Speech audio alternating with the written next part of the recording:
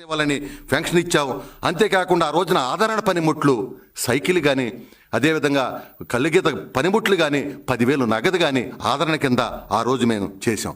అంతేకాకుండా గీత కార్పొరేషన్ నుంచి ఆ రోజున 105 కోట్ల రూపాయలు గీత కార్మికుల సంక్షేమానికి తెలుగుదేశం హయాంలో మేము ఖర్చు పెట్టాం. అంతేకాదు, ఇవాళ ఒక్క విషయం గుర్తుపెట్టుకోవాలి.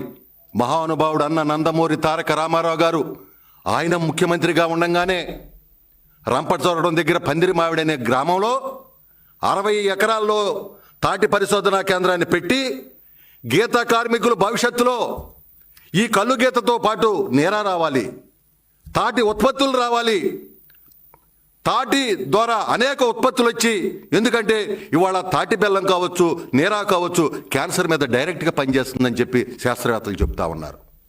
అలాంటి రావాలని చెప్పి ఆనాడే స్థాపించాడు ఆయన మహానుభావుడు 60 ఎకరాల్లో. కానీ నువ్వు వచ్చి ఈ 5 సంవత్సరాల్లో